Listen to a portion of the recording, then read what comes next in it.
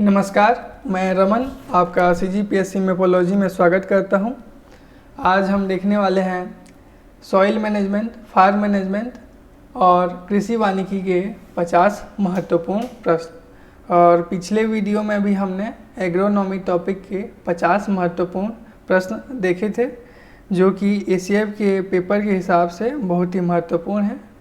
आने वाले समय में भी हम ACF के सभी महत्वपूर्ण प्रश्नों का प्रैक्टिस कर देंगे, ठीक है, ताकि आपको एडवांटेज मिल सके और आप अपना ACF का सीट पक्का कर सके।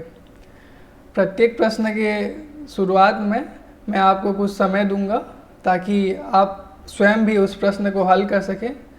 इसलिए वीडियो के अंत में अपना मूल्यांकन, अपना स्कोर ज़रूर शेयर करें। हमारे ये PDF आपको CGPSC मेपोलॉजी के ऐप में डाउनलोड करने के लिए उपलब्ध होंगे। चलिए पहला क्वेश्चन देखते हैं। पहला है, पादप वृद्धि को प्रभावित करने वाले कौन कौन से कारक हैं, या फिर पादप वृद्धि को प्रभावित करने वाले कारक हैं। इसके ऑप्शन है मृदा कारक, जीवीय कारक, जलवायु कारक या फिर उपरोक्त तीनों। इसका सही आंसर होगा ऑप्शन डी, उपरोक्त तीनों।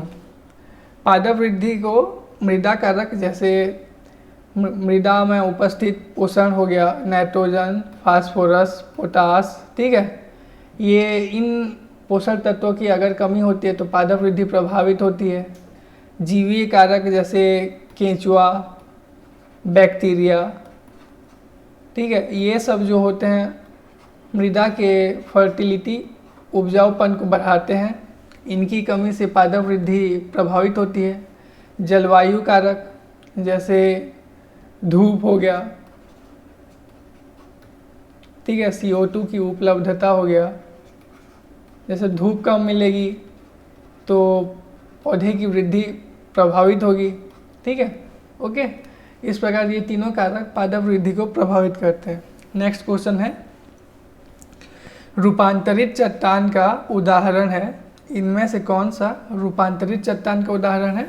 इसका सही आंसर है संगमरमर। संगमरमर जो है रूपांतरित चट्टान का उदाहरण है। रूपांतरित चट्टान किसे कहते हैं? वे चट्टान जो वे अवसादी या आग्नेय चट्टान है ना, वे अवसादी या आग्नेय चट्टान जो ताप व दाब के कारण हाई प्रेशर व हाई टेम्परेचर के कारण परिवर्तित हो जाते हैं, उन्हें रूपांतरित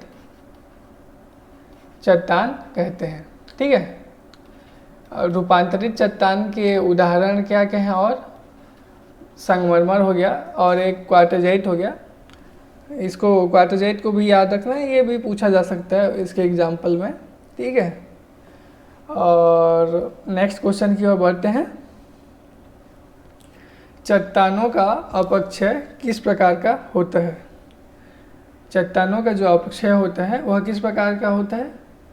इसके ऑप्शन है भौतिक या यांत्रिक, रासायनिक, जैविक या उपरोक्त सभी। इसका सही आंसर क्या होगा? उपरोक्त सभी। जो चट्टानों का अपक्षय है वह भौतिक या यांत्रिक तरीके से भी हो सकता है, रासायनिक तरीके से भी हो सकता है, जैविक तरीके से भी हो सकता है। भौतिक तरीके से जैसे घिस जाएगा, पानी, बारिश, आगे बाढ़ आदि की वजह से। रासायनिक जैसे किसी रासायनिक अभिक्रिया की वजह से, जैसे रूपांतरित चट्टान परिवर्तित हो जाती है, ठीक है। या फिर जैविक कारक भी हो सकते हैं, ठीक है। तो इस प्रकार इसका सही आंसर क्या होगा? ऑप्शन डी, उपरोक्त सभी। नेक्स्ट क्वेश्चन की ओर बढ़ते हैं। भूपर पत्ती में किस खनिज पदार्थ की प्रतिशत मात्रा सबसे अधिक होती है? और इसका सही आंसर होगा सिलिका। भूपर पत्ती में सिलिका की प्रतिशत मात्रा सबसे ज़्यादा होती है, ठीक है। भूपर पत्ती में कौन कौन से तत्व मिलते हैं अधिक मात्रा में? सियाल, ठीक है। सियाल मतलब एक सिलिका हुआ दूसरा एल्यूमिनियम, ठीक है। उसी प्रकार प्रवार यानी मेंटल, उसमें क्या क्या तत्व मिलते हैं अधिक मात्रा में? सीमा, सिलिकॉन और मैग्नीशियम। इसके बाद क्रोड हो गया जिसको कोर भी बोलते हैं, उसमें कौन कौन से तत्व अधिक मात्रा में होते हैं? आयरन हो गया, निकिल हो गया, ठीक है।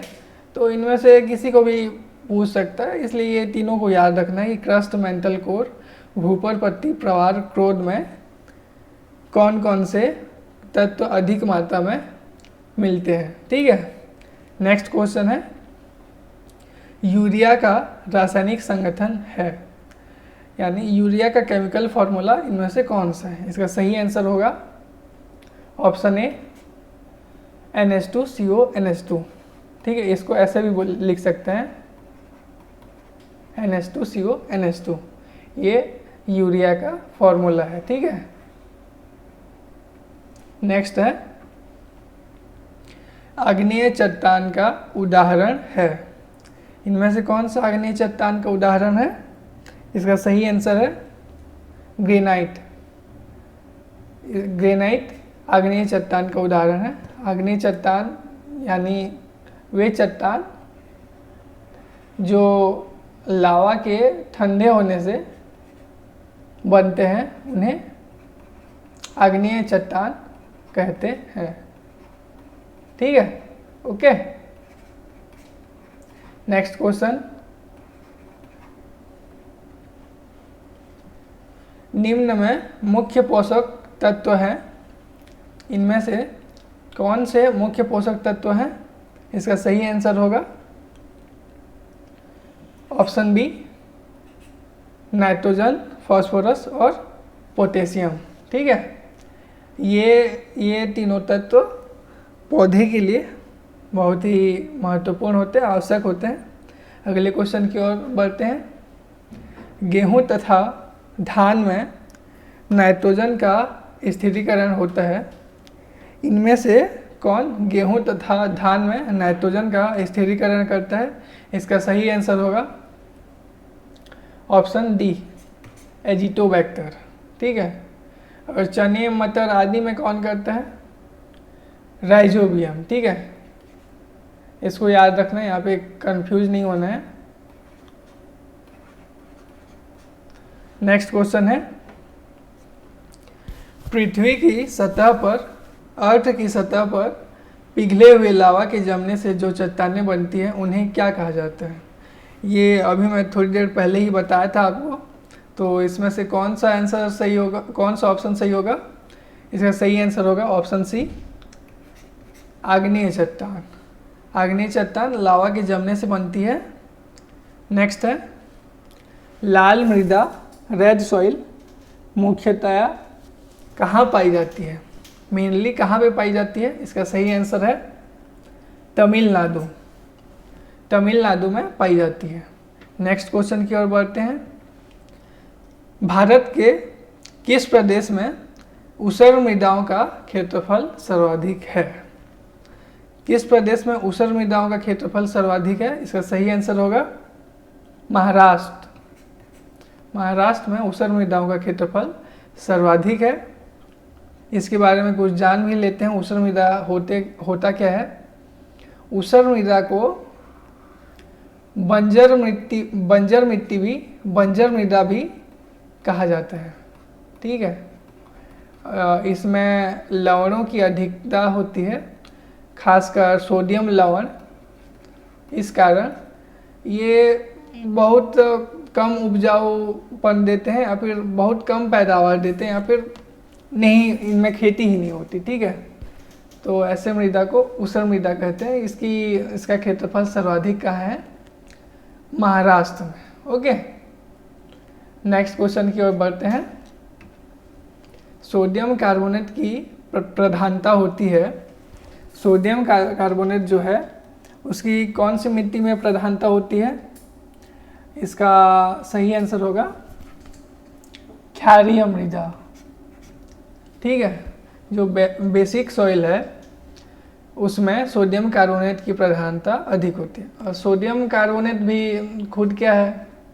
एक क्षार है, ठीक है, तो ये कहाँ पे होगा, क्षारीय मृदा में, ठीक है, सिंपल है। नेक्स्ट क्वेश्चन है, भारत के, इंडिया के किस प्रदेश में ऊसर मृदाओं का क्षेत्रफल सर्वाधिक है? इसका क्वेश्चन सेम हो गया, इसका सही आंसर होगा महाराष्ट्र। ओके, नेक्स्ट क्वेश्चन देखते हैं, वातावरण की तुलना में मृदा वायु में अधिकता होती है। ओके, क्या पूछा है, वातावरण की तुलना में मृदा वायु में अधिकता किसकी होती है? इसका सही आंसर क्या होगा, कार्बन डाइऑक्साइड, ठीक है, यानी वायुमंडल से ज़्यादा मृदा में कार्बन डाइऑक्साइड मिलता है। अपना एटमॉस्फेयर में कितना परसेंट होता है CO2? 0.03%, जो कि मृदा में उपस्थित CO2 से कम है, इसलिए इसमें सही है ऑप्शन कौन सा होगा, कार्बन डाइऑक्साइड। कार्बन डाइऑक्साइड मृदा वायु में एटमॉस्फेयर में जितना उसका प्रतिशत है उससे ज़्यादा उपस्थित होता है मृदा में। नेक्स्ट है, फॉरेस्ट रिसर्च इंस्टीट्यूट स्थित है, वन अनुसंधान कहाँ स्थित है? इसका सही आंसर होगा देहरादून। ओके, ये क्वेश्चन तो CGPSC में भी शायद पूछा जा चुका है, इसलिए इम्पोर्टेंट भी है। नेक्स्ट है, राष्ट्रीय कृषि वानिकी अनुसंधान केंद्र कहाँ स्थित है? राष्ट्रीय कृषि वानिकी अनुसंधान केंद्र कहाँ स्थित है? सही आंसर होगा झांसी, ये झांसी में स्थित है। नेक्स्ट क्वेश्चन की ओर बढ़ते हैं, बांस उत्पादन में प्रथम स्थान किस देश का है? बांस उत्पादन में कौन सा देश प्रथम है? सही आंसर होगा चीन। चीन बांस उत्पादन में फर्स्ट है। ओके, नेक्स्ट क्वेश्चन की ओर बढ़ते हैं, ग्लोबल वार्मिंग में सर्वाधिक योगदान किस गैस का है? सबसे इजी क्वेश्चन, इसका सही आंसर होगा CO2। Main global warming gas कौन है बोलने से? CO2। नेक्स्ट क्वेश्चन, मिश्रित खेती किसे कहते हैं? ठीक है, ऑप्शन है इसमें, तो इसका सही आंसर क्या होगा? इसका सही आंसर होगा ऑप्शन डी, शस्य उत्पादन और पशुपालन उद्यम साथ साथ होते हैं और दोनों से संपूर्ण आय का 50-50% प्राप्त होता है।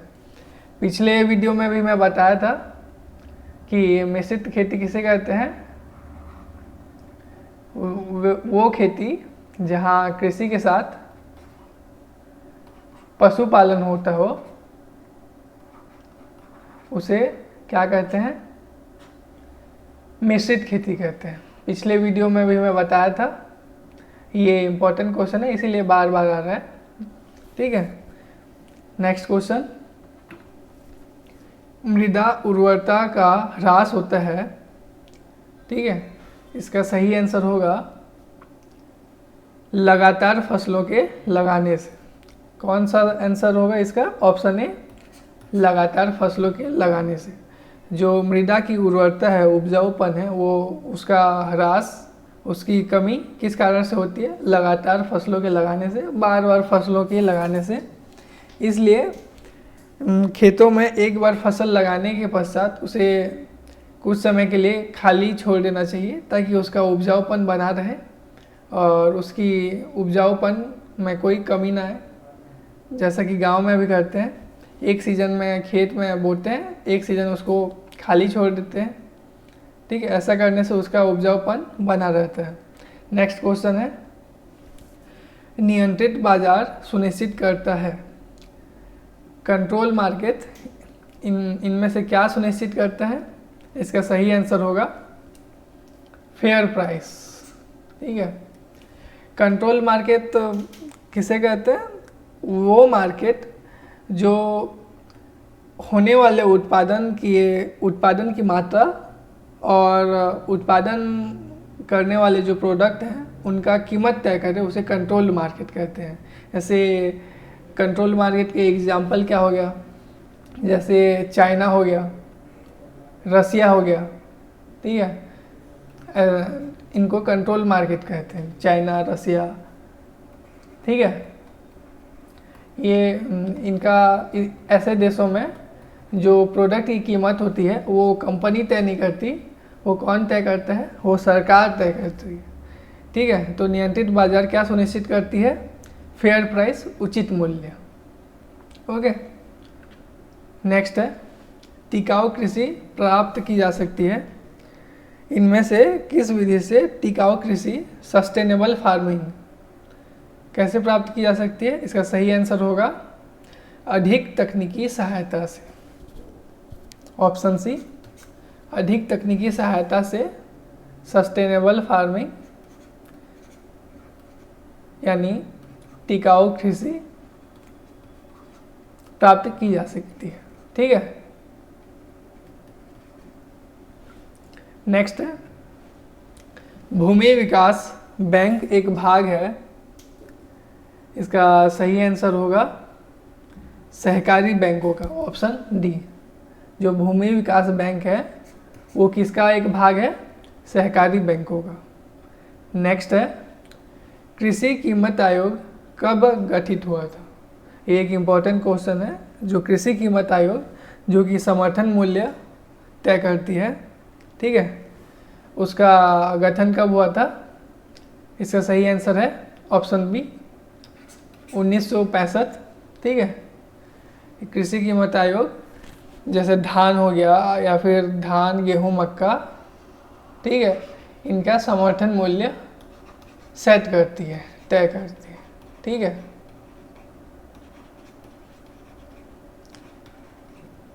नेक्स्ट है कृषि वस्तुओं का समर्थन मूल्य क्या है? कृषि वस्तुओं का समर्थन मूल्य क्या है? इसका सही आंसर क्या होगा? इसका सही आंसर है ऑप्शन सी, वह न्यूनतम मूल्य जिस पर वह न्यूनतम मूल्य जिस पर सरकार खरीदने को तैयार हो, ठीक है। वह न्यूनतम मूल्य जिस पर सरकार खरीदने को तैयार हो उसे समर्थन मूल्य कहते हैं। जैसे धान, गेहूं, मक्का आदि का एक रेट तय करती है सरकार, उसी को समर्थन मूल्य कहते हैं। तो इसका सही आंसर क्या होगा? Option C. नेक्स्ट है खाद्य व कृषि संगठन का मुख्यालय कहाँ है? खाद्य व कृषि संगठन यानी फूड एंड एग्रीकल्चर ऑर्गेनाइजेशन, ठीक है, जो कि यूनाइटेड नेशन का एक भाग है, वो कहाँ, उसका मुख्यालय कहाँ पे है? इसका सही आंसर है रोम। ये कहाँ स्थित है? इसका हेडक्वार्टर रोम में। नेक्स्ट है भारतीय खाद्य निगम कब स्थापित हुए थे? जो भारतीय खाद्य निगम है FCI, food corporation of India, वो कब स्थापित हुआ था? 1965 में, ऑप्शन ए, ठीक है। ये कब स्थापित हुआ था? 1965। नेक्स्ट क्वेश्चन की ओर बढ़ते हैं। कृषि के क्षेत्र में सर्वोच्च बैंक है। कृषि के क्षेत्र में कौन सा सर्वोच्च बैंक है? इसका सही आंसर होगा नाबार्ड, ठीक है, नाबार्ड। ये कृषि के क्षेत्र में सर्वोच्च बैंक है। इसके अंदर वही ग्रामीण बैंक वगैरह सब आते हैं, ठीक है। नेक्स्ट क्वेश्चन है राष्ट्रीय कृषि व ग्रामीण विकास बैंक नाबार्ड कब अस्तित्व में आए? नाबार्ड की स्थापना कब हुई? 1982, 12 जुलाई 1982। 1982 को नाबार्ड अस्तित्व में आया। नेक्स्ट क्वेश्चन है भारत में सहकारिता आंदोलन किस सन में हुआ? ओके, सहकारिता आंदोलन भारत में कब स्टार्ट हुआ? इसका सही आंसर है option D 1904। Okay, next question की ओर बढ़ते हैं। सहकारी आंदोलन का पिता कहलाता है। इंडिया में सहकारी आंदोलन का फादर कौन कहलाता है? एफ निकोलसन, यानी option C. Okay, next question. कृषि मजदूरों के लिए न्यूनतम कानून लागू किया गया। ओके, ये क्वेश्चन है। कृषि मजदूरों के लिए न्यूनतम कानून कब लागू किया गया? इसका सही ऑप्शन होगा ऑप्शन बी 1948। ओके, इसको लेबर एक्ट भी बोलते हैं। ठीक है, नेक्स्ट क्वेश्चन। पूर्ण बेरोजगार की स्थिति देखी गई है। फुल्ली अनएम्प्लॉयमेंट की स्थिति कहाँ देखी गई है? ऑप्शन है इसका रिसेशन, डिप्रेशन, ए और बी, या फिर उपरोक्त में से सभी। और इसका सही आंसर क्या होगा? डिप्रेशन। ठीक है, डिप्रेशन में फुल्ली अनएम्प्लॉयड हो जाते हैं लोग।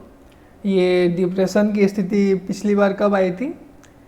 अमेरिका में आई थी 1930 के दशक में, जिसको ग्रेट डिप्रेशन भी बोलते हैं।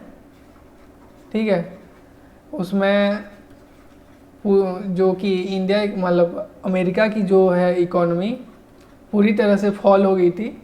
ठीक है, और ये कब आया था? 1930 के दशक में। ठीक है, नेक्स्ट क्वेश्चन है। कौन खेती की प्रणाली के अंतर्गत नहीं आता? इनमें से कौन खेती की प्रणाली के अंतर्गत नहीं आता? और इसका सही आंसर होगा ऑप्शन सी विशिष्ट खेती। ठीक है, और इसमें देख लेते हैं ऑप्शन को। राजकीय खेती। राजकीय खेती किसे कहते हैं? जब गवर्नमेंट के द्वारा खेती की जाती है, ठीक है, तो उसे राजकीय खेती कहते हैं। सहकारी खेती जब बहुत सारे लोग जैसे पूरा गांव मिल के खेती करे या फिर किसी चीज़ की फार्मिंग करे, ठीक है, तो उसे सहकारी खेती कहते हैं। ठीक है, और लास्ट ऑप्शन है पूंजीवादी खेती। जब कोई कंपनी फार्मिंग करे, खेती करे, जैसे आलू चिप्स वाले कंपनी हो गई, जैसे वो आलू उगाए, तो ये खेती कौन सी कहलाएगी? पूंजीवादी खेती। ठीक है, जब कोई कंपनी फार्मिंग करती है तो उसे पूंजीवादी खेती कहते हैं। ठीक है, नेक्स्ट है निम्न में से कौन खेती की पद्धति नहीं है? ठीक है, इसका सही आंसर होगा ऑप्शन डी शुष्क खेती। और यहाँ पे सहकारी खेती, राजकीय खेती, सामूहिक खेती। ठीक है, ये राजकीय सहकारी इन सब को तो देख लिए। ठीक है, और सामूहिक खेती जब बहुत सारे लोग एक साथ करें खेती तो उसको सामूहिक खेती कहते हैं। और जब बहुत सारे लोग कोऑर्डिनेशन के साथ खेती करते हैं तो उसे सहकारी खेती कहते हैं। ठीक है, ओके, नेक्स्ट क्वेश्चन की ओर बढ़ते हैं। इंडिया में सहकारी ऋण समिति कानून कब पारित किया गया? कोऑपरेटिव क्रेडिट सोसाइटी एक्ट कब पारित किया गया? सही आंसर इसका होगा ऑप्शन डी 1912 में। ठीक है, 1904 में ये अपना सहकारी आंदोलन शुरू हुआ और 1912 में इसका सहकारी ऋण समिति कानून पारित हुआ। ठीक है, और इसका फाउंडर कौन है इंडिया में? निकोलसन। ओके, यहीं से तीनों चीज़ को याद कर लो, एक साथ तीनों चीज़ याद हो जाए, एक ही जगह पे रहेगा तो ये याद करने में दिक्कत नहीं आएगी। नेक्स्ट क्वेश्चन की ओर बढ़ते हैं। भारत में, इंडिया में बैंकों का राष्ट्रीयकरण कब किया गया? ओके, इसका सही आंसर होगा 19 जुलाई 1969। ओके, 19 जुलाई 1969 को इंदिरा गांधी द्वारा पहला पहला नहीं, दूसरा, क्योंकि पहला बैंक जिसका राष्ट्रीयकरण हो वो कौन सा है, आरबीआई, ठीक है। तो बैंकों का दूसरा राष्ट्रीयकरण किसके द्वारा किया गया, इंदिरा गांधी के द्वारा। नेक्स्ट है, फार्म प्रबंध जब सरकारी अफसरों द्वारा किया जाता है तो उसे क्या कहते हैं। इसको भी बता चुका था मैं पहले क्वेश्चन में। इसका सही आंसर क्या होगा, राजकीय खेती, ठीक है। जब गवर्नमेंट एम्प्लॉयज़ के द्वारा या फिर गवर्नमेंट के द्वारा फार्मिंग होती है तो उसे राजकीय खेती कहते हैं। और जब प्राइवेट फर्म्स, कंपनी वगैरह के द्वारा खेती की जाती है तो उसे पूंजीगत खेती कहा जाता है, ठीक है। नेक्स्ट क्वेश्चन की ओर बढ़ते हैं। इन्फ्लेशन क्या है, मुद्रास्फीति का कारण क्या है।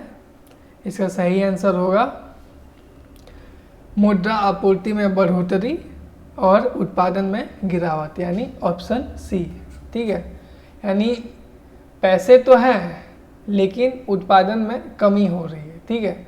तो उत्पादन में गिरावट आएगा तो जब माल होगा ही नहीं तो आप खरीदोगे क्या, मतलब माल कम होगा, आपके पास पैसे हैं लेकिन वो और महंगा हो गया, तो इसका मतलब क्या हो रहा है, महंगाई हो रही है, ठीक है। और हाँ, मतलब आपके पास पैसे तो हैं, पैसे आ रहे हैं, लेकिन उसी अनुपात में क्या है, मतलब उत्पादन में भी गिरावट आ रही है, ठीक है। इससे क्या है, इसको क्या बोलते हैं, मुद्रास्फीति, इसको क्या बोलते हैं, इन्फ्लेशन, ठीक है। नेक्स्ट है, कौन से उर्वरक में आग व विस्फोट की जोखिम होती है। ओके, कौन से उर्वरक में आग व विस्फोट की जोखिम होती है। इसका सही आंसर होगा अमोनियम नाइट्रेट। अमोनियम नाइट्रेट को विस्फोटक के रूप में, इसका विस्फोटक के रूप में भी यूज होता है, मतलब इसको विस्फोटक बनाने के लिए भी इसका यूज किया जाता है। ओके, इसका सही आंसर होगा ऑप्शन बी। नेक्स्ट है, मृदा के किस सूक्ष्म जीव की संख्या सर्वाधिक है। सॉइल में किस सूक्ष्म जीव की संख्या सर्वाधिक है। इसका सही आंसर होगा ऑप्शन सी, बैक्टीरिया। सॉइल में कौन सा सूक्ष्म जीव सर्वाधिक होता है बोलने से, बैक्टीरिया। नेक्स्ट क्वेश्चन की ओर बढ़ेंगे। निम्न में से जैव उर्वरक कौन सा है।